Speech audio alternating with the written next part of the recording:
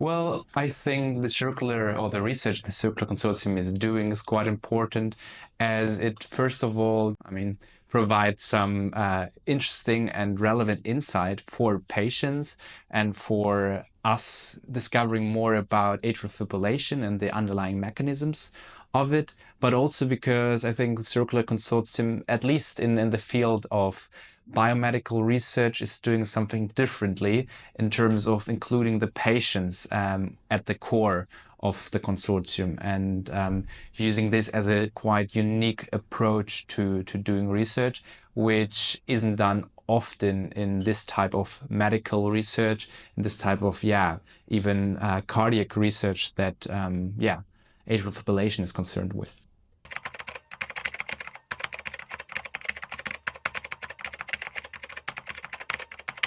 My name is Maurice Remy. I'm doing a PhD at the Vrije in Amsterdam at the Athena Institute. I have a background in global health research, but also a lot of experience in different kind of health research settings.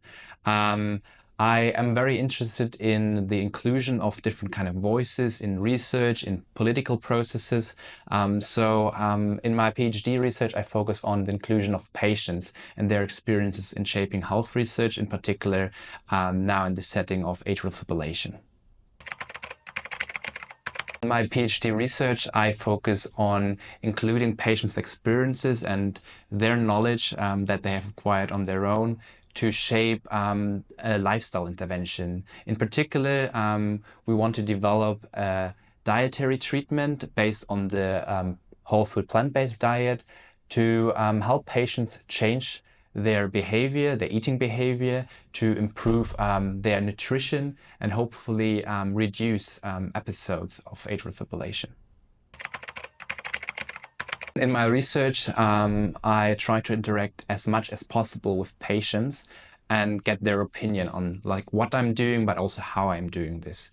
So I speak to patients in a very open manner and ask about what is important to them, what have they encountered in their life. For example, how have they dealt with the challenge of living with atrial fibrillation, but also adapting their diet based on having this condition. So using their perspectives, I'm trying to shape my research and also try to include them in every step of my research. So as soon as I collect data, I include them in different participatory methods, but I also, when trying to analyze and make sense of the data that I've collected, I will ask patients to give me feedback on what I've learned or if they can agree with my conclusions that I make out of this research or of my data collection. So I really try to have them holistically engaged with everything I'm doing.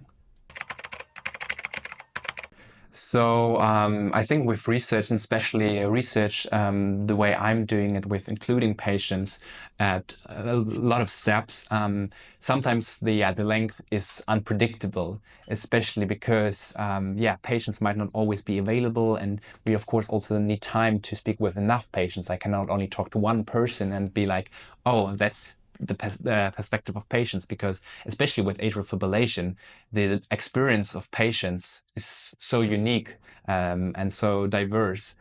So it can take a long time. At the moment, I expect that my research will take about 2-3 years to get like some very significant evidence that we can use also to potentially change how healthcare and treatment for atrial fibrillation patients is done here in the Netherlands.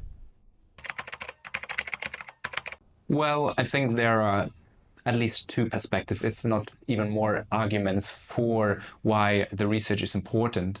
Well, on one hand, atrial fibrillation is a very widespread condition for patients, so it's affecting quite a lot of people. So from this aspect only, it's important to find new mechanisms on how to deal with this condition, how to treat this condition, but also because so far there hasn't been any very effective method of dealing with atrial fibrillation episodes and reducing them over a long time. So if we can find new ways on helping patients, that might be helpful. On the other hand, also, I think in a lot of medical research, patients' perspectives aren't so central and so heard.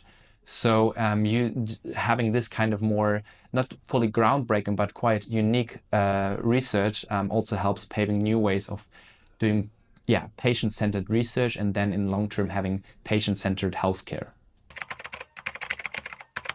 So I am currently quite at the beginning of my research.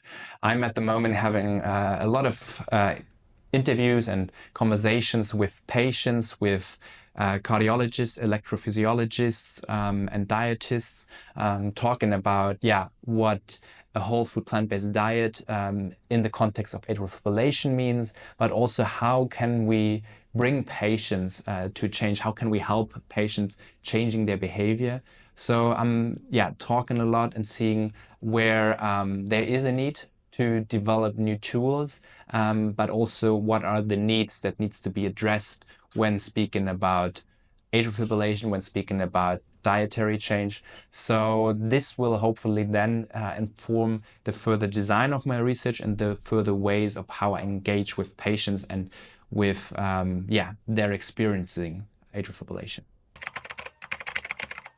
Next up, the plan is to develop useful and comprehensive intervention. So a program to help and support patients changing their dietary behavior towards a more plant-based and a more whole food-based diet, and then trying to test this out together with patients, how well it is working for them, how well it will reduce their burden with atrial fibrillation, and which ways we still need to maybe improve it and adapt it, especially because, as I already said, the experience of patients is very unique. So we might need to have a very unique plan.